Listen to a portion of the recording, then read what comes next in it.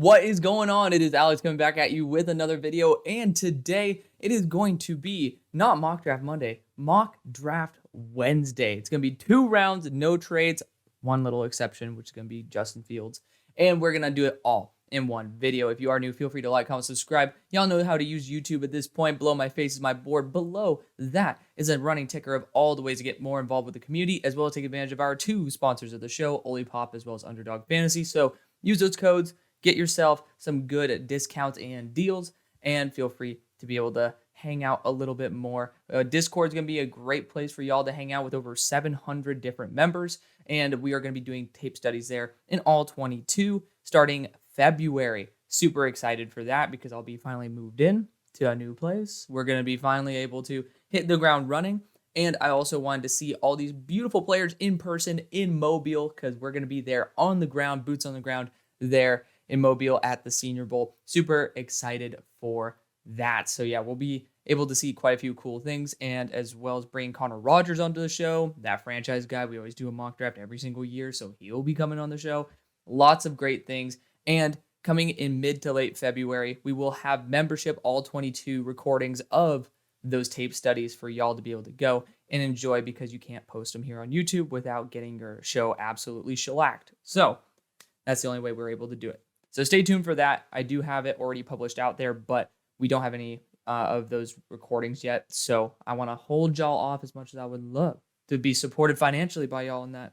I still want to say hold off until I give y'all the green light to start being able to watch some beautiful all 22 tape studies at your own pleasure. So very excited for that.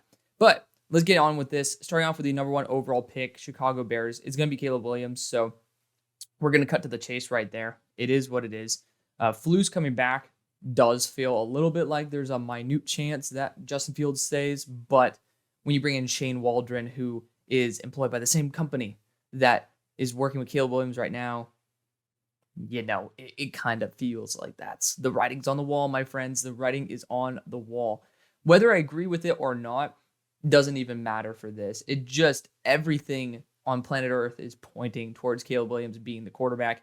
And he's such a phenomenal prospect, too. Like, it's not like you're swapping out Justin Fields, who's a great player, for someone who has potential concerns like Bryce Young with his size. Like, Caleb, sure, he's a couple inches shorter. He sometimes does some YOLO plays, which is like, what the hell are you doing? But at the same time, there's not that critical flaw with Caleb Williams. There's not a legitimate where you look at him and say, that's something that points out every single game that he does wrong. That's something I really like, because all these other things are fixable. So Caleb Williams is going to be the selection. Now, the real issue is, who do we trade Justin to? Because this is a 2-round mock draft. Yes, I say no trades. The only reason why I would include this is because it's going to be a 2nd-round pick that we're getting from him, which kind of affects a 2-round mock draft. Just saying. So a couple options here. I do think the Giants are a dark horse team for this. I really believe in that. It would be funny to have Justin get sent back to the team that, you know, traded out, that so the Bears could get Justin. But with 2 second-round picks and looking for a quarterback upgrade, could be a really good spot to go. It's a dark horse, very big dark horse. Most of the time I've been saying him to Atlanta, but if Bill ends up being the HC there, they're going to get Kirk Cousins. It just feels like the writing's on the wall with that as well. So the options are limited. What teams have a 2nd-round pick that would be delighted to have Justin Fields and a quarterback upgrade? I think picks 13 and 14, you have the Raiders and the Saints. I think those 2 teams are very big dark horse teams. The Bears are going to be looking for a minimum of a 2nd. And some people even believe it's a 1st. I'm not there. That's not me. I'm not going to say that. But also the Steelers are a team that could certainly love to go with a quarterback like Justin Fields. Maybe we'll bring on Cliff Kingsbury as our offensive coordinator. We'll see what happens there. But we're looking for a more modern offense. And I actually haven't ever sent Justin to Pittsburgh. So let's have fun, right? This is all a live mock draft anyways, but let's have fun. Chicago and Pittsburgh are my 2 favorite teams. And I just don't see a world where Pittsburgh's going to be in a situation to get a quarterback like anywhere else. So we're actually going to send him to Pittsburgh. And also, I've been dying to use that jersey edit because it looks sick. So we're going to send the 2nd-round pick for Justin Fields. And I think maybe it'll be a future 3rd. Again, you can do that own negotiating on your own. But the Steelers are in need of a future at quarterback. And Justin Fields offers a great option for it. We've even talked about bringing Zach Robinson in, and there's just so much like going towards trying to get a quarterback upgrade, and we're just not in the right position for it. So let's test it out. The Bears end up getting the second round pick from the Steelers, who was the third next year, and that's the one trade of the draft. But the Steelers end up getting Justin Fields, which would be very exciting for me. Again, I love Justin, and I love the Steelers, and I love the Bears, and they all win in this situation. So the Bears end up getting their guy. So that's a long-winded way, about 5 minutes of going and talking about why Caleb Williams will be going to the Bears. Caleb has just all the positive traits that you can be looking for. He is almost too much of a playmaker at points. Sure, he's not the button-up CEO type, but I think the rest of the positive traits makes me comfortable with understanding that Caleb is worth spending that first overall pick on. Pick number 2, we got the Washington Commanders. We're going to just fly through these because I've been talking about him every single week. It's Jaden Daniels. He's my QB2. I know that I heard it's a rumor. God only knows how many rumors there are out there. But Ben Johnson's going to be the guy for Washington. It's weird because honestly, this is a spot where I could see Washington Commanders moving back and then getting more of a immobile quarterback like Michael Penix in the second round or the late first, and then them upgrading at offensive tackle. Washington fans, feel free to leave your comments as to whether you guys would like to see a mock with that. I am definitely going to do one, but I would love to hear your thoughts on, hey, they see a team, even like New York, that maybe wants to move up to 2, and they end up moving down and ending up getting good amount of draft capital added, and then ends up getting a star tackle, and then they get their guy. So if Ben Johnson's that type of dude, he knows how to take advantage of more of the game manager type of quarterbacks as well. We'd love to see how that would play out. Pick number 3 for the New England Patriots. Again, we got Fake May here. Drake May, I'm not super huge on Drake May. He is, I think, my number 24 player in the class. He is. And to be fair, I'm not super high on the quarterback class in general. I think there's some really good players. I think it's a loaded class at the top in terms of dudes who can start. I think Drake May can start. I think he has a great upside to him, but the inconsistencies make me a little bit worried. Now, I think the Patriots are a great place because the expectations are relatively low, and it's a spot where Drake can take some time to develop, and you give him the right weapons, he's going to end up doing great. Yes, we can go Marvin Harrison Jr. here and then just see what the hell happens, but this is like it's just so tough to pass on a player who actually could end up being a top 10 quarterback in the NFL. It's just the probability is relatively lower because he's not very consistent. Do it as you may, but no pun intended with Drake May. But I think that Drake May, he has a ton of upside. It's worth taking the risk. It really is, because if it ends up working out, your team is 10 to 15 times better. If it doesn't work, your team is probably still going to slightly be better than what it was. So this is an upgrade regardless. It's worth taking the risk. At pick 4, yes, we're going with the standard good old Marvin Harrison Jr. to the Arizona Cardinals. It's the best player in the draft. And, Kyler Murray has a significant hold on the organization, and Gannon has done an excellent job making the most out of his defense. So Marvin Harrison Jr. is going to at least amplify the offense and allow Kyler Murray to, have his own way, get his true number 1 receiver, pairing him up with Michael Wilson. I think Hollywood Brown's coming up for a contract soon anyways, but, you still have a very loaded receiving core. Pick number 5 for the Los Angeles Chargers. It's going to be Brock Bowers or Malik Neighbors. It just, depends on if you want to go after the generational tight end or the elite receiver. And some people say Malik Neighbors is an elite or as a generational wide receiver. I'm not there yet. I really like him. But he's not there yet, in my opinion. So I think that the best move would be to go Brock Bowers. They need help blocking as well. And tight end is a lower value position than receiver, but this is a really solid receiving class where you can pick up someone even like Jamari Thrash in the 3rd round or the 4th round and end up getting really solid value versus tight ends, not so much. And we're seeing guys like Sam Laporta having a huge impact right away, and that's a huge plus. Brock Bowers is a better tight end than Sam Laporta. Y'all know I've been a big Sam Laporta guy since, the first of the draft cycle for him. So at least I know I have a baseline of being extremely biased for Sam Laporta. Brock Bowers is even better. So I think that speaks volumes because Sam Laporta would be probably in a redrafted top 15 pick just because he is so dynamic as a receiving weapon. And Brock Bowers is too. And he's even better as a blocker. Like, he's one of the best, if not the best, blocking tight end I've seen. So big plus there, especially for a team that, again, is trying to look for an upgrade in terms of their overall blocking as well. Pick 6, again, another one of these picks where it's going to be pretty straightforward. We're going Malik Neighbors at LSU. Just if I'm debating him for 5, makes sense that I would be debating him for 6 as well. The Giants have been looking for a number 1 wide receiver for a long time since OBJ, and they're going back to the same school to get a player who might be as dynamic and as explosive as OBJ was.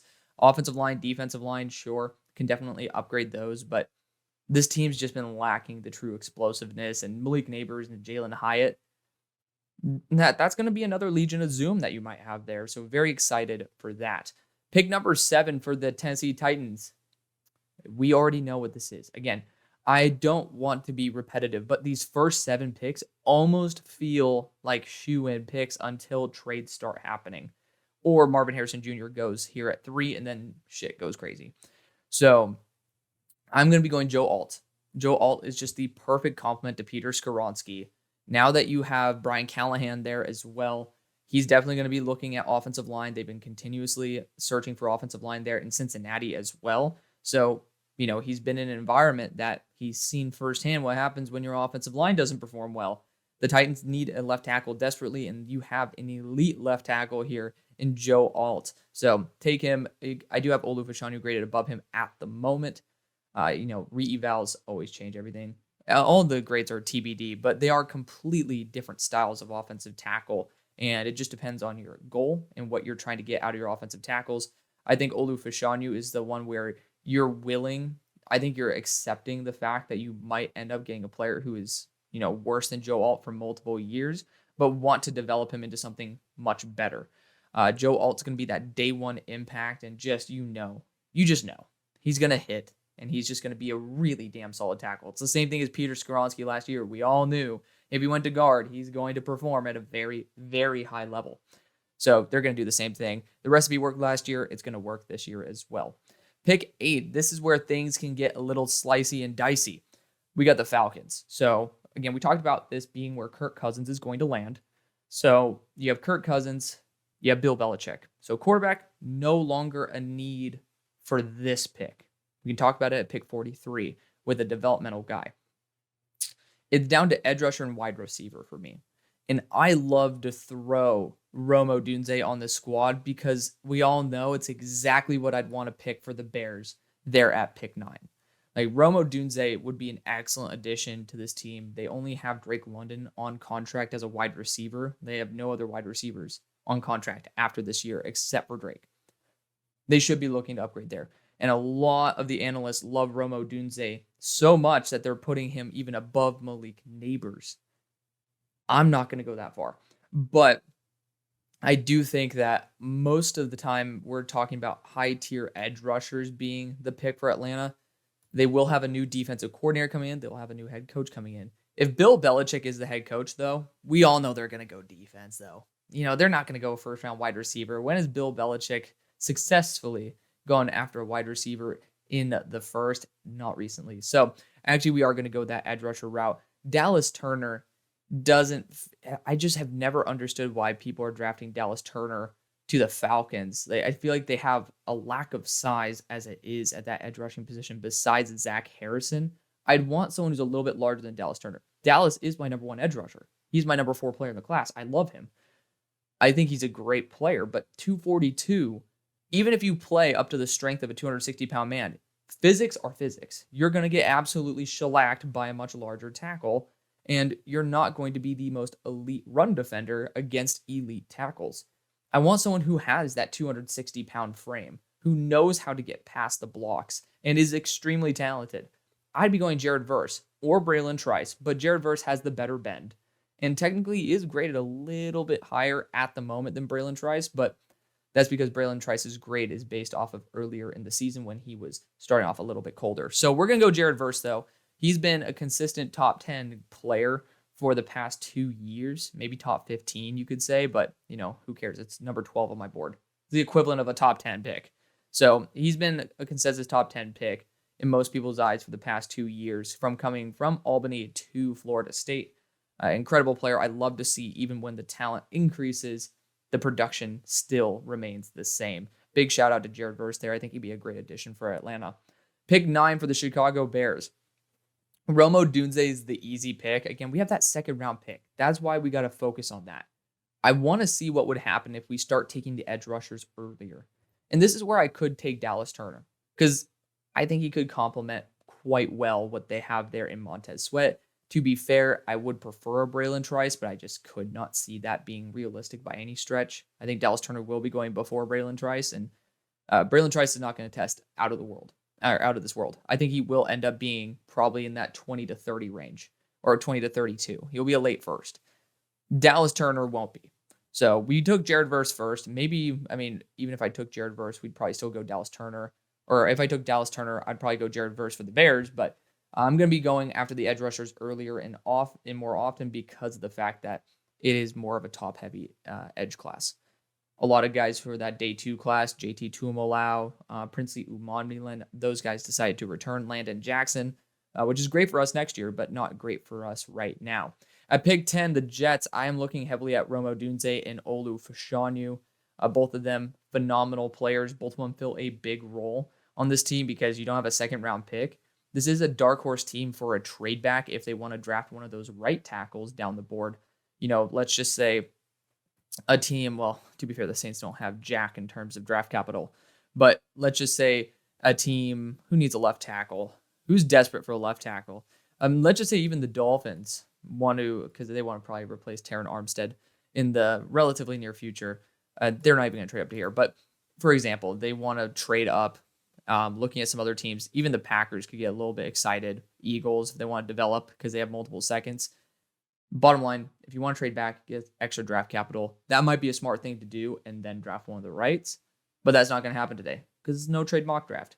And I think offensive tackle protection is a little bit more important than what you would have in wide receivers. And, we're going to be going Olu Fashanu.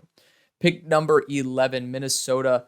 On the board, defensive interior does feel like a very popular selection. I have seen corner as well. We actually have looked at Daniel Jeremiah's, Bucky Brooks, as well as Mel Kiper's first mock drafts and continued all of them this week. So feel free to check all 3 of those out because it was back to back to back. And my God, continuing mock drafts is a bit draining.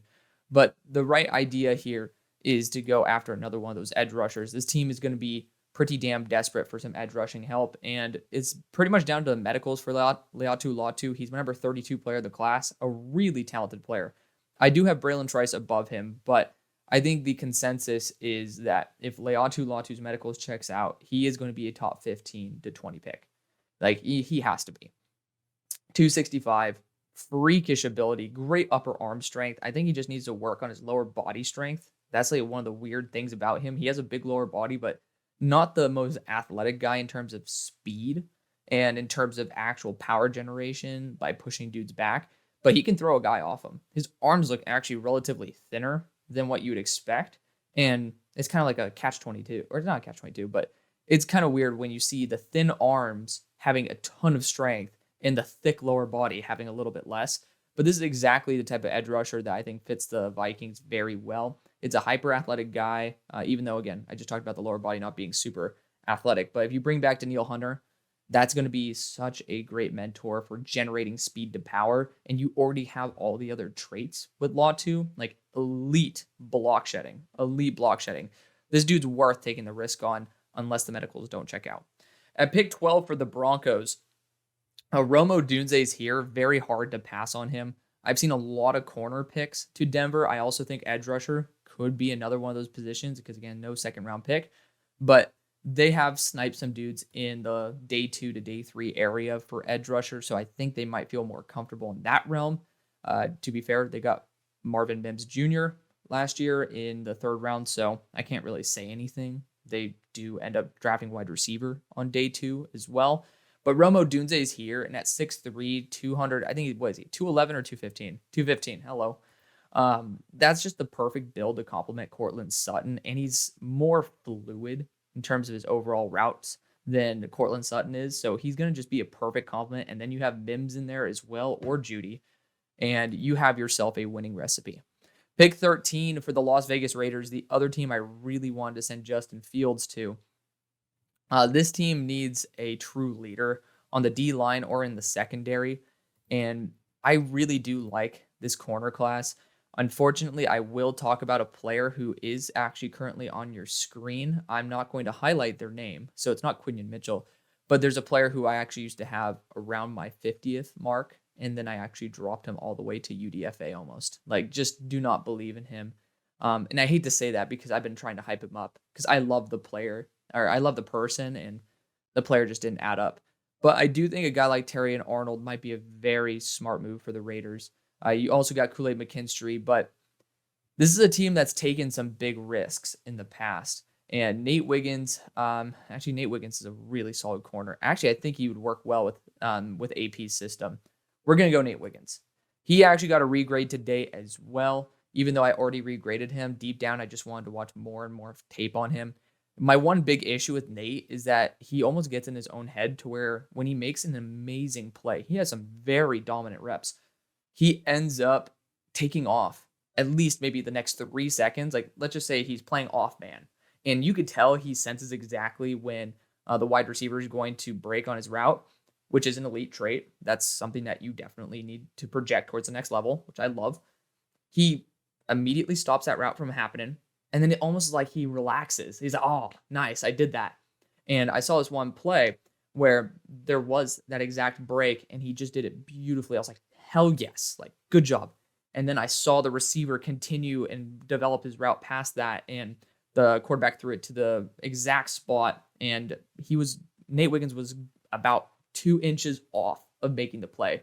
And if he did not just relax after making that play, and he just remained focused and guarding the receiver, he would have made up those 2 inches, maybe could have been a pick. So that's one thing I really didn't appreciate about Nate. And sometimes on these run plays, when it comes into the box, he doesn't have that dog in him to want to come into the box. I will say that. But when it comes to anything wide zone, like, he is willing to chop down even receivers that are 230 pounds. I do respect that a lot. Nate Wiggins has unbelievable talent. He really does.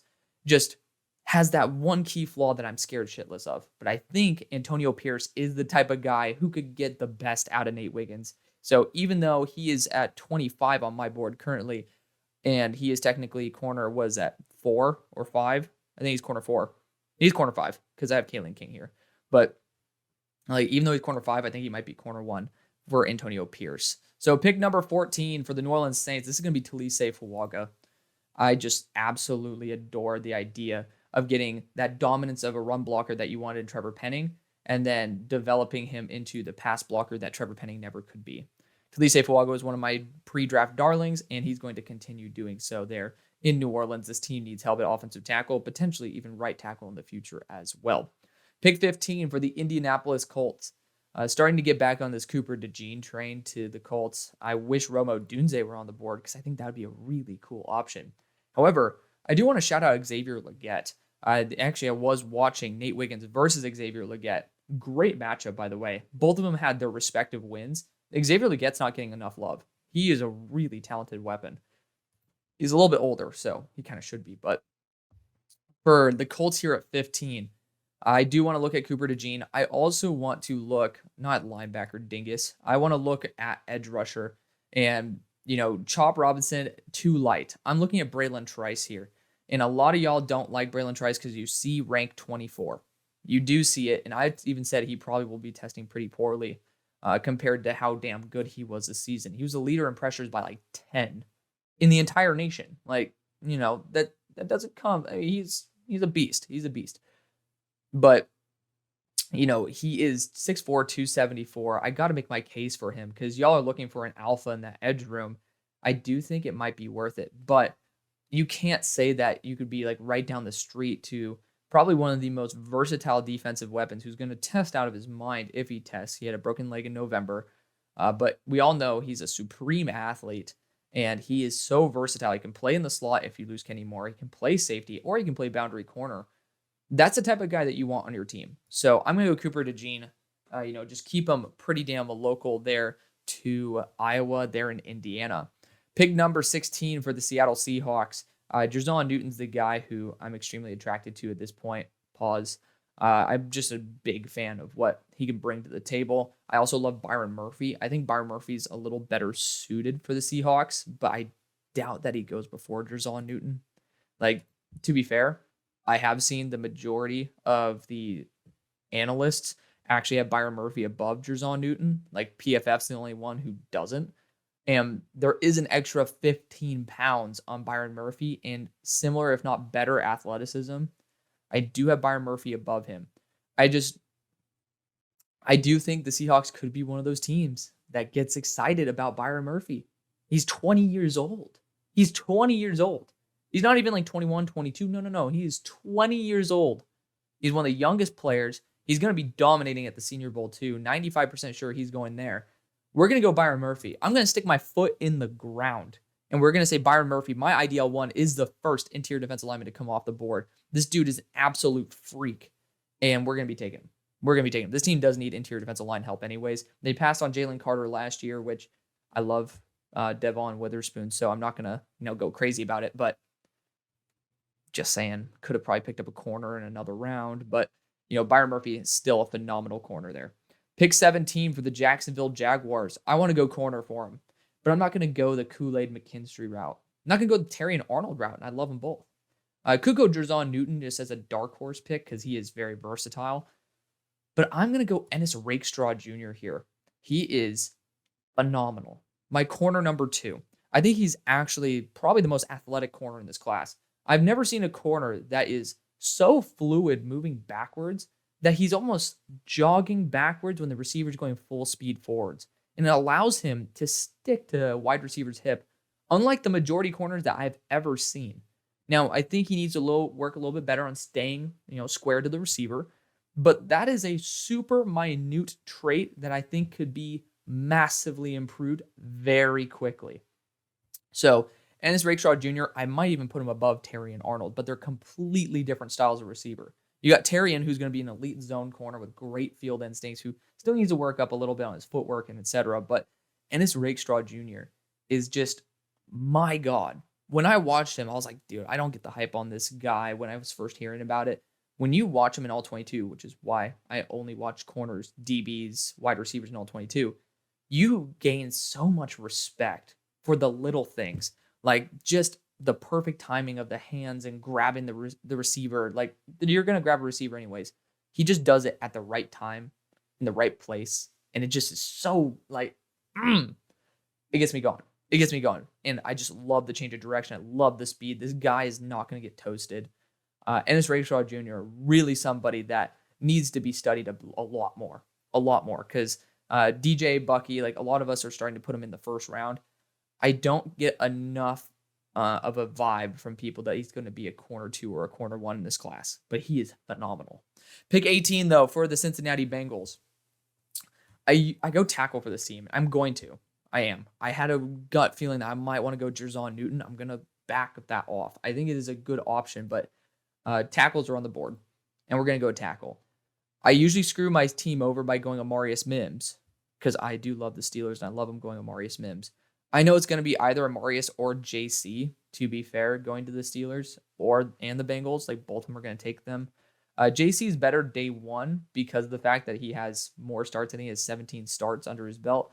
Amarius has had some of those injuries in the past that kind of held him back from being able to have as much experience as JC. And to be fair, you probably want someone who's a little more experienced, a little more comfortable day 1, protecting Joe Burrow, who's coming off another season-ending injury. So I'm going to go JC.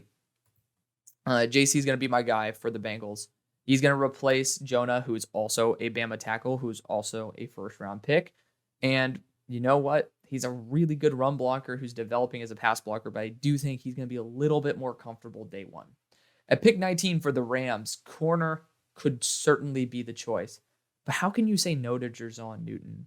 I mean, at this point, he is also an elite block shedder, and this team should be looking for the next Aaron Donald. You struck gold on Kobe Turner, and Jerzon has played a lot of edge reps, so you can use him in multiple different formations. I love that idea. We're going to get the extremely high upsided Jerzon Newton, who's going to be going within the next few picks anyway. So I'm just glad that we get to do that for LA. The Steelers, we are, of course, I already telegraphed it, going after Amarius Mims out of Georgia. You get that instant connection with Broderick Jones. He's a superstar at 6'7", 340. Just is going to be he's going to need a little bit of time to develop. But now Justin Fields, remember, Steelers fans, we got Justin Fields for that second-round pick. We won't have a second-round pick. Justin Fields is now going to be protected by Amarius as well as Broderick, both very athletic tackles. That's exactly what you need to build a franchise for the future. Pick number 21 for the Miami Dolphins. Hard to say no to the DBs right now. I love that idea. And to be fair, I've heard a lot of rumors about going after wide receiver even for the Dolphins because you can always add someone like Brian Thomas who has that good size. I would say if Xavier Legette is there with a trade down or at pick 53, pretty good option. Just saying. So I'm actually going to look at the Dolphins pick here. And I love the idea of Jordan Morgan. And I've already gone Jordan Morgan for this team. And I said, because you get to have him as the future at left tackle. And I think that's the case. But with Jordan Morgan, I think he needs a little more time to develop. He's very athletic. And this team has a need for the interior of the offensive line. I think that'd be very smart to let Jordan get comfortable to NFL speed on the interior and then kick him out to tackle when all is said and done. He's going to be similar to Troy Fautanu. I think both of them could have a very similar career arc. I have Troy graded higher, but as purely an interior. I like the fact that I can trust Jordan to potentially be a true left tackle. We'll see what happens, but we're going to go Jordan Morgan here out of Arizona. Pick 22 for the Philadelphia Eagles. You got Terrion Arnold and Kool-Aid McKinstry. To be fair, this team's been playing a lot of off-man. Someone who is, I don't even think they have him listed in this. Of course they don't. Dwight McLaughlin's a name I want to throw out for the Eagles for maybe a third-round pick for y'all, because I don't think that someone who's going to go to the East-West Shrine Bowl, besides Zay Flowers, is going to get that type of love. And he hasn't gotten any love in the first place. But, got to give Dwight McLaughlin some. He's going to work very well in an off-man system. And, it's 6'2", 190, similar size to Eli Ricks. You're going to get somebody who can also play in the slot because he's not necessarily the fastest guy on planet Earth, but he knows how to use physicality well.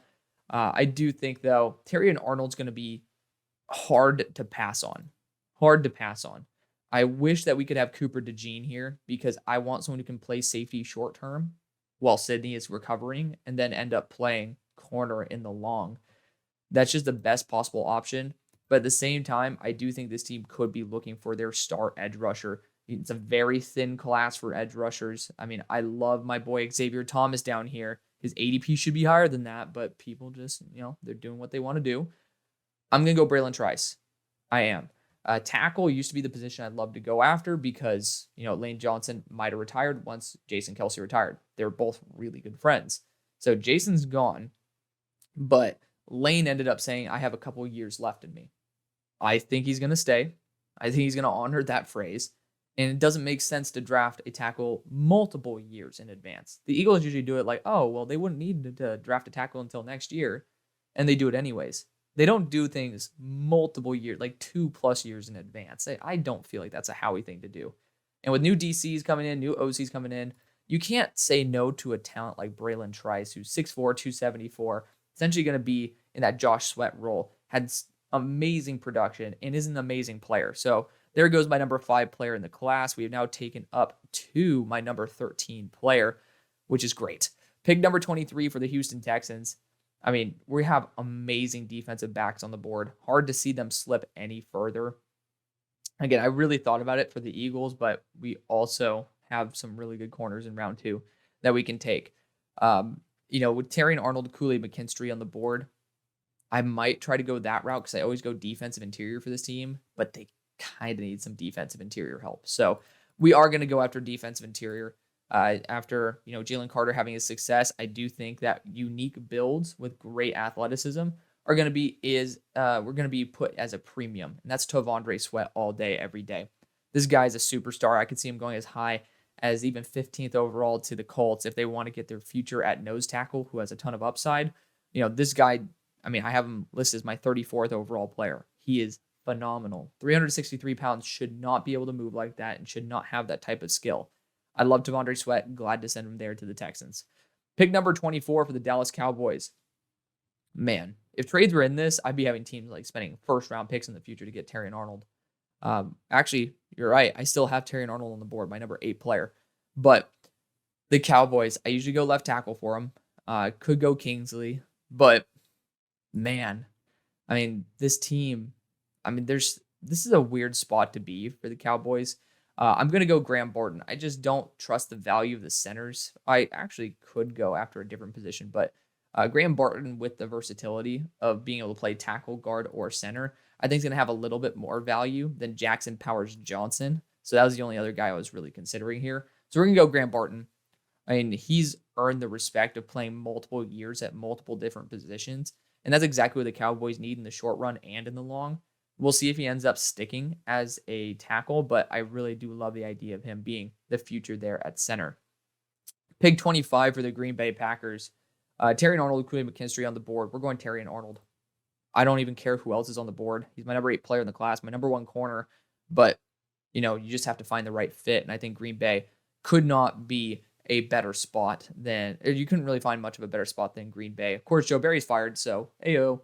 But, just with the surrounding cast, I do think that Terry and Arnold fits their relative profile. Pick 26 for the Tampa Bay Buccaneers. We got to speed this up a little bit. You got Kool-Aid McKinstry still here. You also have some good interior offensive linemen. Could certainly see them going that route. Edge rusher, though, Chop Robinson, Jonah Ellis. Love them both. Same thing with Xavier Thomas. I do think that the value of interior offensive lineman in round 2 will trump the value of edge rusher in round 2. And those are the 2 positions I'm really trying to go after. I'm going to go Chop Robinson out of Penn State. Fits their profile of somebody who has a crazy athleticism with a little bit of a learning curve. And when you have veterans on your team, that does actually line up very well for a developmental curve. At pick 27 for the Arizona Cardinals, I think we got to go Kool-Aid McKinstry here. I love going right tackle for this team and just getting another offensive tackle on the squad. But when you have Kool-Aid McKinstry here, it's almost impossible to say no. And there's a drop-off after him. There is. Don't try to confuse it. There is a drop-off. So we're going to go Kool-Aid McKinstry. This team needs a boundary corner number 1. They've drafted Marvin Harrison Jr. and Kool-Aid McKinstry, who were at one point both top 10 guaranteed picks in the draft. Of course, Kool-Aid is still my number 11 player, but it is what it is. Pick number 28 with the Bills. Wide receiver 2, probably the best thing you can beg for. I think that the fact that they continue going up against the Chiefs so often means that they're going to try to give the middle finger to said Chiefs. And I'm going to give them the middle finger with Brian Thomas Jr. If Stephon Diggs did not drop that 65-yard bomb, they probably wouldn't be in a position to screw over the Chiefs. But since they screwed over themselves, they're going to be doing a great job by taking away the best option there for the Chiefs. They need a wide receiver 2 anyways, 6'4", 205 pounds, great deep threat ability. He complements very, very well with Stephon Diggs. That's going to be where you want to spend your money. Like, you're also, again, weakening your competition. I think that's as good of an ask as you can ask for. Pick number 29 for the Kansas City Chiefs. Troy Franklin probably going to be the pick I rush to the podium. I still have Bo Nix on the board, by the way. I did have these quarterbacks slip just a little bit, but Troy Franklin's going to be the dude who I probably draft here. I got Keon Coleman. I got Xavier Legette, but Troy Franklin's been picking up a lot more steam, and I think that his route running ability, his separation just really complements what Rashee Rice does so well here in KC. So we're going to get a very buttery, smooth wide receiver who I have graded above Brian Thomas, but you can't really talk about an extra inch and an extra, what is that? I'm trying to think, 187 to 205, 18 pounds. So you get an extra inch plus 18 pounds and the similar speed, just a little bit worse route running. Like, I think it's worth it for Buffalo. And Kansas City still gets a very solid weapon, just not as good of a compliment as Brian Thomas would have been. Pick number 30 for the Detroit Lions. Rooting for y'all. Really am. Trying to root for y'all. But, this team, you should be looking at edge rusher. I do love Jonah Ellis' team because Luther Ellis' father did play there as well. Corner, smart position to target. I'm a little bit lower on Kamari Lassiter because at 180, he really plays like 180. There's not many other corners that I actually think are like first round worthy at this point. I think I have taken all the ones that I do have in that range. I do like Kamari Lassiter, but I want him in a system where if he has to play slot, he has to play slot. And, I just want someone who's a little bit more physical. And I don't really have many more of those corners except Kalen King on the board. And Kalen at 5'11", I want that slot versatility as well. You unfortunately have an absolute beast in Brian Branch, who is a safety/slot that I do not want to take that away from. So I am going to go back to the edge rushing room, getting the son of Luther Ellis, Jonah Ellis. I love Jonah Ellis. People are saying that him above Latu is funny. Completely different styles of player. I love Jonah Ellis with all my heart. I've loved him since I think it was September 3rd was the day that I messaged Broshmo about him. I was like, this dude's a first-round player. He just pops off. Ridiculous talent that just doesn't get enough respect. But luckily, PFF does have him as a top 40 player. So it's not like he's being that disrespected anymore. At pick 31 for the San Francisco 49ers, I think Kingsley Suamataia is the smart choice for this team. I love Troy Fautanu, but I think that you should be going after someone who could play right tackle or left. And you got Tyler Guyton here, who's going to be just a pure right tackle. But with Trent Williams getting up there in age, I'd prefer the versatility. So Kingsley Suamataia, the option there. At pick 32 for the Baltimore Ravens, it's down to offensive line and wide receiver for me. And after watching Xavier Legette go toe-to-toe with someone who I just picked at 13, I got to go X, man. He's a little bit older, but apparently he's actually only 6'1". He was listed at 6'3", 227. So we'll see. Yeah, it says 6'3", 227 here. Pretty sure someone messaged in my comments said he was 6'007, which is 6 foot and I think 7/8. It's a little bit concerning about the fact they were over 2 inches off, but at the same time, a couple other players were a little bit shorter than given credit for, so maybe they're measuring them in their damn cleats. We all know college organizations are frauds when it comes to that, but Xavier Legette still at 6'1", 230 pounds. He just moves so fluidly for that size, and it's so hard to take him down because that's a really compact dude. He's a really strong player. And again, buttery smooth hips. He really can challenge the number one corner I took in this class. So that's a player who I would really love to see for the Ravens. Not as a Steelers fan, but as a fan of the NFL, I would love to see him there in black and purple. I think he'd play that OBJ role better than OBJ can. And I love that ability. He is just an absolute freak show. He is right now 41 on my board, but deep down inside, I want to continue pushing him up into my top 32. And this is a 2-round mock draft, so we're continuing this. Let's have a little bit of fun here. We had Bo Nix and Michael Penix fall out of the first round. Of course, most of the teams that would take him were not really so much in the mood to, is what it is. At pick 33, though, we got the Carolina Panthers. Again, no trades. Looking at the wide receiver core, Xavier Legette would have been the best option, but Keon Coleman's here. I think he's a better option Xavier Legette's a better option than Keon for the Ravens, just because I'm trying to replace a role, and Keon Coleman can't replace OBJ. But there is no role really for the Panthers to that they have solidified, and Keon Coleman's just a great choice. And I don't know, I'm not a huge fan of his antics. I've seen him on social media. I mean, call me a boomer or something, but I just didn't really get a good vibe. Certain players, you just oh yeah, I love I wish I could grab a beer with you. Didn't really get that from Keon Coleman. That's a super duper minute thing, but it is something at least to factor in. At pick 34, man, Patriots fans are losing their mind right now because they could have had Marvin Harrison Jr. and then Bo Nix. I know. It is what it is, though, my friends. I picked 34. Hard to not go after a wide receiver or a tackle here. I do have Karan Ahmad-Jadjeh that I think would be a better developmental left tackle than Tyler Guyton is as an immediate right. Tyler Guyton does feel like the better option, though. It does. Looking at the wide receivers, though, I mean, it's hard not to go after these guys. In the next round, we're going to be stuck with essentially Brandon Rice. And I think I'd rather go after maybe Javon Foster or take a shot on Patrick Paul in round 3 than to take a shot on Brendan Rice for a team that's really in need of one.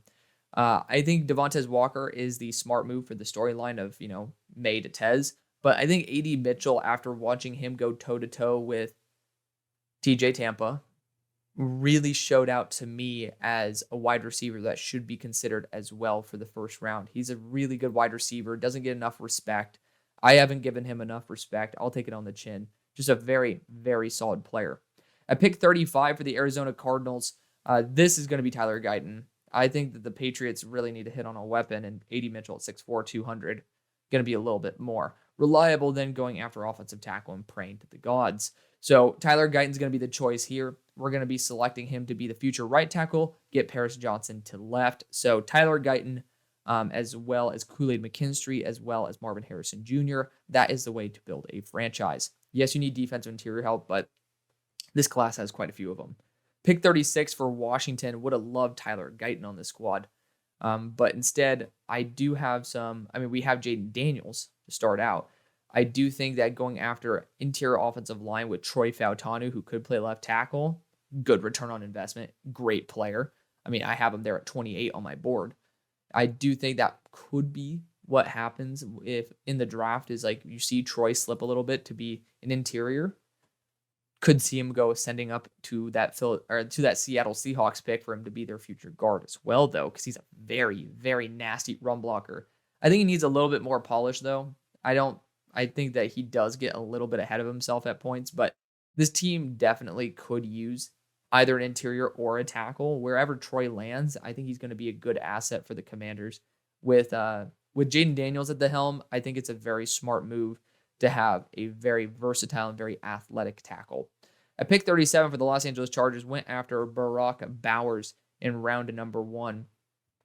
Here in round 2, corner 2, going to be the position to go after. You could have gone to right tackle if Tyler Guyton were here. I think that'd be pretty damn smart. You got Kamari Lassiter, and again at 180 pounds, it's just dangerous. You got Quinyon Mitchell here, who's getting a ton of love, and I think he's at 200 pounds as well. Yeah, 6', 196. I think that's the type of guy who he's going to get enough respect to catapult him potentially into the first, but there might be some positional value issues that pushes Quinyon Mitchell down into this range. He's getting a ton of love. There's not enough all-22 on him at the moment to actually give you a formulated opinion, but statistically, this guy is off the charts. He plays a lot of off-man coverage and off-zone. I'm not a huge fan of just going off of that because I want to see a lot of reps where you're sticking to a wide receiver's hip the whole rep. So feel free to disagree with me there, but Quinyon Mitchell, the stats regardless are phenomenal. So big fan of what he's done there. At pick 38 for the Tennessee Titans, we got Bo Nix still on the board. We still have my number 3 quarterback here, which is, again, bonkers, but it is what it is. We got at pick number 38, Titans. You got to go after a defensive back. Got to maybe go after another wide receiver for you. Like those are the 2 positions I'd be looking at. You got Devontae Walker here. You got Jalen Polk. You got Xavier Worthy. I've been trying to put some more respect on his name. Johnny Wilson, who I still have as an elite player. I do think that there's enough value tight ends on your squad to where if Johnny Wilson fails, there's just not going to be a good role for him. Jalen Polk is unbelievably phenomenal. I'm going to go with Jalen Polk. I just love what he can bring to the table as after the catch, as well as just being 6'2", 204, and very fluid as an athlete. Pick 39 for the New York Giants. I think it's going to be Bo. Has all the strengths that you see with, you have all the strength of Daniel Jones with just a little bit more juice in the tank. When you have a wide receiver like Malik Nabers, you're essentially getting an upgraded version of Troy Franklin. And Troy Franklin was Bo Nix's go-to man. It was that or else Tez Johnson in the flat or as a screen. So that's going to be, pretty much what you can have with Wan'Dale Robinson as well as Jalen Hyatt and Malik Nabers. I think that's the right thing to do. Michael Penix might be the bigger shot guy, but I feel like this team, especially even with with the wide receivers that now you have, Michael Penix doesn't suit that. I'd prefer, for Atlanta, for example, which they are coming up, to be fair, you will be looking more for someone who can take advantage of a larger wide receiver. And what I love, I wish there were trades in this. I would love to see Michael Penix Jr. pair up with Rome Odunze again, but I already know I'm about to feast here in the second round for the Vikings. But we'll see what happens there. Bo Nix is going to be the choice, though. He's just too good to pass on. When you have Malik Nabers, you need someone to deliver him the ball, and I just don't trust DeVito or Jones to do so. At pick 40, we're back with the Commanders. Got to go after some edge rushing help here. Got Troy Fautanu to play offensive line for us, as well as Jaden Daniels to play quarterback. The choice right now is Chris Braswell or Xavier Thomas. I just don't think Xavier Thomas is going to be drafted higher than Chris Braswell. So by popular opinion, we go Chris. Pick number 41 for the Green Bay Packers. It's going to be Tyler Nubin or nothing. Cam Kitchens I have graded slightly higher. I think, well, actually, I have Nubin one spot higher than Kitchens. Doesn't really matter. Both of them are phenomenal. I just love the ability to play in cold weather and the proven, like at least the track record of playing in a very similar environment at a very consistent level. Pick number 42 for the Vikings. Just talked about it. Michael Penix is going to be the dude. Didn't draft a quarterback in round 1. Got an edge rusher in Laiatu Latu. The Vikings now select Michael Penix Jr. to take full advantage of their receiving core. Okay, so here at pick 43, I know that I wanted Michael Penix so badly for the Vikings, mainly because I love that purple. Also, his big playability just fits a little bit better, and I think this team will need a day one quarterback. Forgot to mention that. But for the Falcons, this is where you can take J.J. McCarthy. I really like J.J. McCarthy. I have him graded just above Michael Penix, but his day one impact is not great. I think he's a better version of Desmond Ridder, which will be great because the Falcons, I mean, you're just getting an instant upgrade. And with Kirk Cousins there, that will teach JJ the intricacies of the game. I don't think if he went to Minnesota, he would have as good of a career than if he goes with Kirk Cousins there in Atlanta. The only other option would be wide receiver. So, wide receivers available. Gotta mention some names here. Devontae Walker, pretty damn solid. Johnny Wilson, would love to see him paired up with Drake London and just kind of have your like two dudes who are just absolutely dominating. But J.J. McCarthy is going to be the choice. He needs an extra year of development. This is a perfect location for him to do so. Pick 44 for the Vegas Raiders. So, I wish I could go quarterback here. Would have been awesome to go J.J. McCarthy, but we can't. I went after Nate Wiggins in round number 1. It is what it is. The next best quarterback is going to be actually Joe Milton, who I have technically above both of these guys here, but I understand that I am in the extreme super minority on that opinion. Defensive interior, you still got some really, really solid dudes. I mean, I do think Chris Jenkins would be great. You could get Ruka Rororo because, 1, he is my number 35 player, so I do love him. But 2, you get also that Clemson to Clemson connection there with your first 2 picks with Nate Wiggins as well as Rook. Rook could be a really intriguing option. I'd want a little bit more size, even though pretty much none of these guys left actually have that much more size to them. I think that running back is a sneaky option here, though, with Trey Benson. This team is kind of going to be looking for a future option at running back, but you do have Zeus White. I do love Zeus White. Let's see. Chris Jenkins, is he finally 305? He is. Okay. He used to be 285 pounds. So we'll go with Chris Jenkins here. He's my highest graded defensive interior left on my board at number 33 overall. And he does have a little bit of size that allows him to be that anchor in the middle. Also, he's been able to play some edge reps, which is extremely exciting. Pick 45 for the New Orleans Saints. It drafted Talise Fuaga to play your future at left tackle. You got Cam Kitchens here. And I've just been doing this pretty consistently for y'all. It's the smart thing to do. Just draft do what the Eagles do. Draft a year in advance. 2 safeties, both veterans up for contract next year. Cam Kitchens is best player available. If I had to go after another position, probably might even consider Jackson Powers Johnson's at this point, just because he is phenomenal. I don't have him listed in my board just yet, but he will be there. We're going to go BPA, though.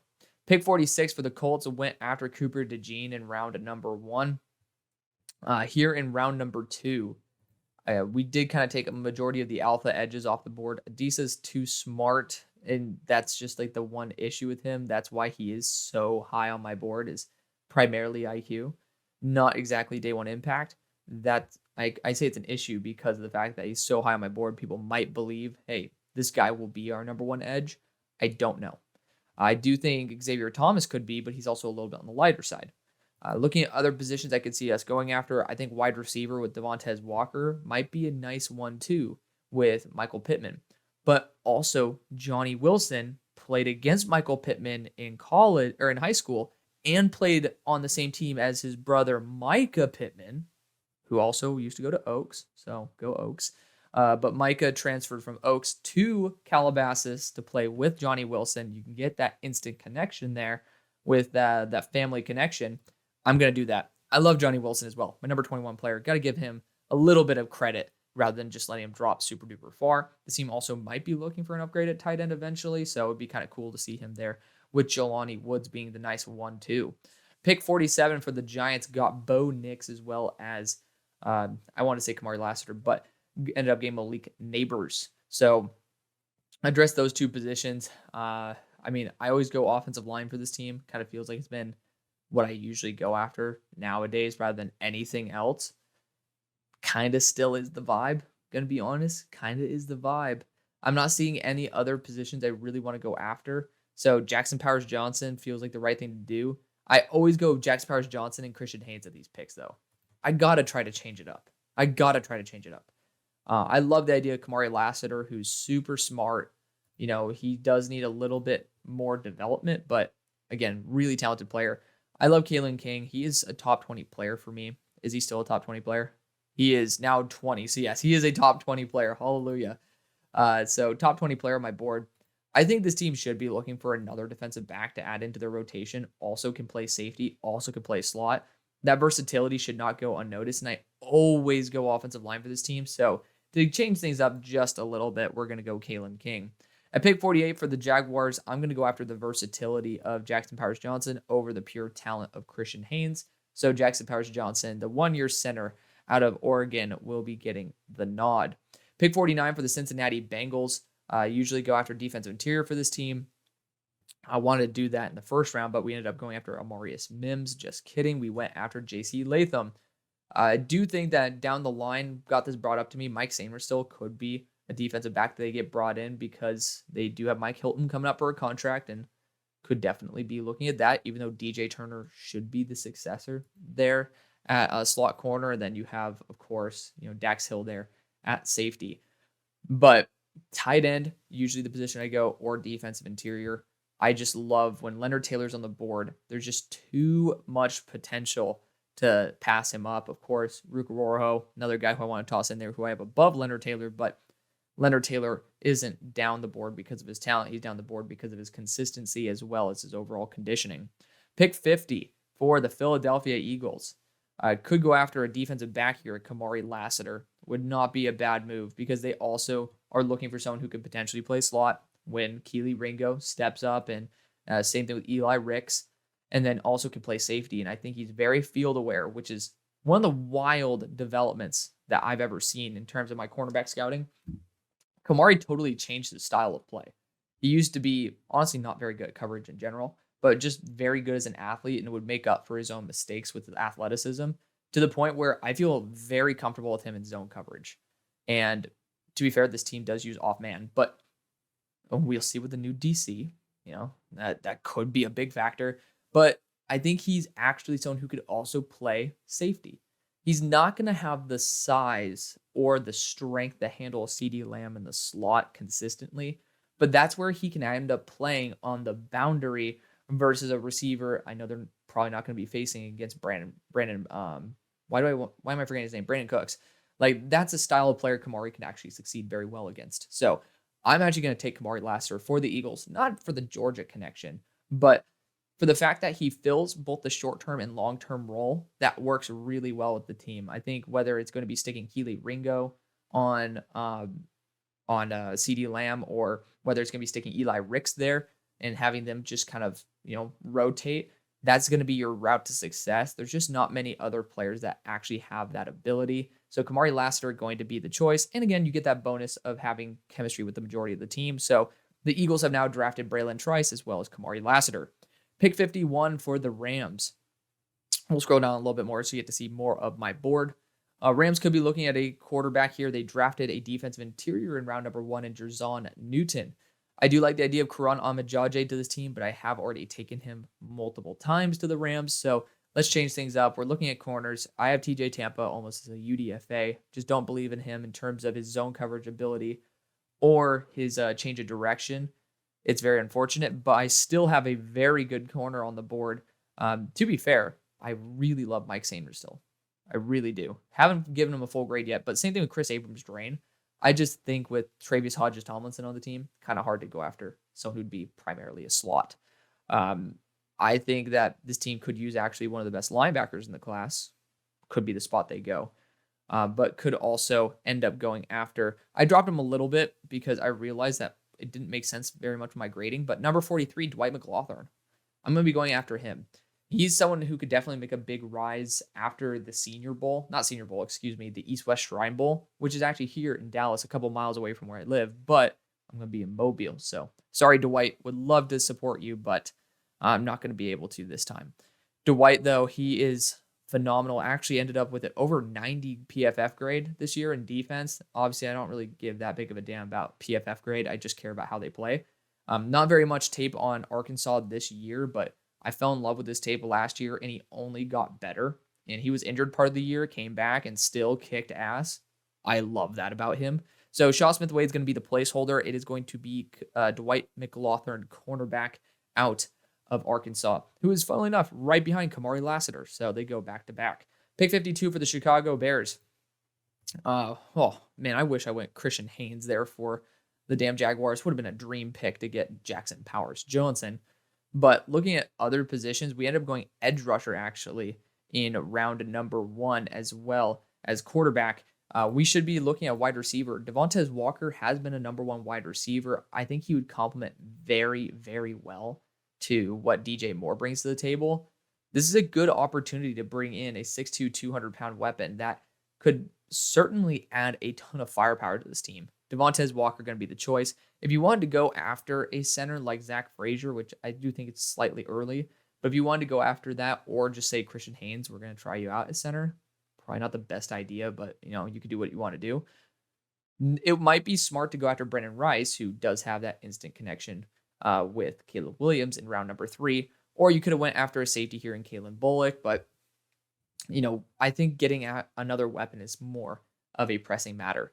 Pick number 53, though, for the Miami Dolphins. Karan could be a guy you develop. I do know we went after Jordan Morgan in the first round, but, I could end up just saying screw you to Jordan Morgan and having him be a full-time guard, which would still be a great move for the team, and end up developing Karan. Instead, I'll go Jatavian Sanders. Y'all have been begging for it, and, I've been giving it to y'all quite a bit, and I think it's a smart move. This team does need a true tight end, and Jatavian is maybe not a stereotypical tight end, but he is a very solid receiving weapon. I don't think he's that phenomenal. Let me get that straight. I don't have him I think I have him maybe towards the back end of my top. He's actually number 67. So he's my number 67 player in the class. Good player. And I think this is worth taking, especially given the fact that the tight end class, not too bueno. Pick 54 for the Philadelphia Eagles. This is where I could see Karan Ahmad-Jajeh being the pick, but you got to go linebacker. Edgerrin Cooper is going to be the choice for him. I don't think they value size as much as I do, and I love Junior Colson. I think I don't know if he's a better linebacker than Edgerrin Cooper, but any of the 3 out of the 4 of these, not Jeremiah Trotter, but Wilson, Colson, or Cooper, they're going to be an upgrade to your team. I love Wilson, just injury history might scare the shit out of Eagles fans and Eagles front offices who've been dealing with Nakobe Dean's injuries. Edgerrin Cooper is just super well balanced, great in coverage as well. So we're going to give him the nod. Pick 55 for the Cleveland Browns. Shoot. This team might go after Kalen Bullock just to develop him. He's 20 years old after all and would be an asset to the Browns. And I do think that wide receiver-wise, I do like Jermaine Burton. I do love Jermaine. Y'all know how much I love Jermaine Burton. He's a top 32 player on my board. Hard to say no to him. Him and Ruka Rorho are the guys who I'd consider here. And I'm going to go Jermaine. I'm going to give respect to my board. I'm going to go after the guy who I have highest. At pick 56 for the Cowboys, we have the center pick now in Graham Borton. I'm going to go after Karan. I was saying that, I love the fact that Graham can fill in at every position, but I just didn't trust him to be a long-term at left tackle. Karan will be. And I didn't expect for him to be on the board at this point. He needs a year to develop, so hopefully Tyron stays around for another year and lets this guy really learn and develop because there's so much talent that Karan has. He's super athletic, but it's a Yale tackle. They don't know the fundamentals the way that, a tackle that goes to Missouri, for example, like Javon Foster might. But Karan has a higher ceiling than Javon because he's younger. I think 90% sure he's younger. But he just has so much more that he hasn't been able to prove. So I love Karan for that reason. Pick number 57 for the Packers. I honestly could go Kalen Bullock here as well. Trying to change up the positions because I do go linebacker for this team quite a bit, and I do think it's a smart move. Don't get me wrong; it is a smart move to go for a linebacker on this squad. Could look at another one of those centers because Myers not necessarily the best guy on planet Earth. Could go a tackle here in Patrick Paul or Javon Foster, but I do feel like it's a little premature with Rasheed Walker being, serviceable. Running back wise, though, I mean, we got to start taking running backs sometime. And Audric Estime is a phenomenal running back. I'm going to try to push running back a little bit higher, even though I don't believe Audric Estime is technically worth the 57th pick. I do think this is a guy that would be a great addition in Green Bay and he has the knack for it. He knows how to play in these conditions and he's just phenomenal. I think he had a 94 PFF grade this year. Yeah. So incredible. 6.4 yards per attempt. I mean, he just knows how to break tackles as well. Super light on his feet. Really good running back. Really good running back. Pick number 58 for the Tampa Bay Buccaneers. Talked about it. We're going to go interior offensive line. Christian Haynes is here. Holla. First round, they got Chop Robinson. So here they get Christian Haynes, two of the most athletic prospects at their respective positions in the class. Pick 59 for the Texans. Usually love to go after that tight end pick in Jatavian Sanders. Kind of got screwed out on that. But got Tavondre Sweat in round number 1. I'm going to change the position up a little bit. We're going to go Junior Colson, linebacker out of Michigan here in round number 2. They need some help getting a true Mike on this squad for the long run. And Junior Colson at 6'3", 250 is certainly going to be exactly what you're looking for. Pick 60 for the Buffalo Bills went after a wide receiver in round number 1 in Brian Thomas Jr. You're going to be going after the 20-year-old safety in Kalen Bullock here in round 2 to eventually replace the 2 guys that you've had on your roster for 7 years. Pick number 61 for the Chiefs. Could go Patrick Paul. Could develop a left tackle here. I've already tried that out, I think, in another one of my continuation mocks. Didn't get any feedback from y'all. Thank you. I love you guys anyways. I'm going to go Rukaroro here. I love the fact he can play edge as well. 290 to 295 pounds. Which one do they list him at? 295. This dude's just pure muscle. Top 35 player in the class for me. Well deserving of that selection. Pick number 62 for the Detroit Lions. We went after an edge in Jonah Ellis in round 1. Father Luther Ellis played for y'all, so I do love that connection right there. I kind of wish Christian Haynes fell because that's a sneaky option for y'all. Edge rusher-wise, already taking care of that. Corner-wise, again, talked about TJ Tampa. I don't really think he's going to be someone that people really fall in love with. I just wish, again, that, it's kind of unfortunate. I wish that y'all didn't actually have your star slot corner / safety. I mean, Mike Sainer still is here, and it's just like, ooh, I want to draft him. Like, I really want to draft him. Josh Newton, though, he's someone who I'm actually reevaluating today, who I have as a top 64 player on my board. He's a solid corner. I don't think there's anything he does phenomenally, but he's just really consistent. And even when TCU is getting absolutely gashed by other teams, the one lone bright spot was Josh Newton. And I've just kind of had prospect fatigue on him. And I think it's time to put some more respect on his name. So we're going to go Josh Newton, cornerback out of TCU here. He's a good frame. He's a good boundary corner. And I just kind of lost my love for him out of nowhere for no reason. So I'll call myself out on that. Pick 63 for the San Francisco 49ers. Went after Kingsley Sua-Matea here there in round number 1. Would have loved Josh Newton here in round 2. Already took my little secret weapon there into Dwight McLaughlin. Don't really have another one of those players that I have as like a sneaky weapon besides Xavier Thomas. And that is quite concerning for me because I love taking Xavier Thomas to certain teams, but also I used to love taking TJ Tampa to teams. And it's just unfortunate. Just not a really good athlete. And it was very surprising to me based on, the clips that I have seen of him. It was like, oh, good play. And it's like, ooh, you watch every rep, does concern me a lot. But honestly, let's just get the left tackle solved too. Let's take 2 tackles. Why not? Javon Foster, I originally had comped to a worse version of Trent Williams. And he fits a mobile offense very well. He fits a Shanahan system very well. And Kingsley is built to play the right tackle, and he will play the right tackle. He could develop to play the left, but Javon Foster shouldn't have been here, in my opinion. He's a great player. He is my number 63 player in the class. So I'm going to show respect to my number 63 player.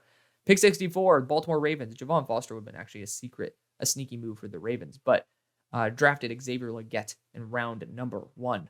Here in round number 2, I do think safety is an underrated position. You do run 3 safety sets. Geno Stone's up for a contract. Would love to see potentially some more love on Javon Bullard's name that I haven't been giving. Josh Proctor, a sneaky option as well. Other positions of note. Again, talked about that offensive line. I do think Patrick Paul is just not athletic enough. And, I always come down to this pick and pray to God that there is an offensive tackle available, and there is not. Defensive interior-wise, you got Brandon Dorless, you got McKinley Jackson, and I think this team really appreciates defensive line talent that is just extremely high upside. McKinley Jackson is still putting it all together, but 325 pounds, he moves like he's 285. And to have a player with that athleticism at that size, and you have, you do have some pretty damn awesome defensive interiors on your team like Travis Jones. McKinley Jackson and Travis Jones could end up being 2 cornerstone defensive interior pieces. And McKinley Jackson actually can shoot gaps just like someone who's 285 pounds last year and a potential defensive player or defensive rookie of the year candidate in Kalijah Kancey. This is a team that usually takes players who underperform athletically and make them better. But this time, we're going to take a supreme athlete and put him with a great group of guys and develop him into a superstar. So that's going to be the video. Thank you so much for watching and showing the support that y'all always do. Love y'all. See you on the far side. Peace.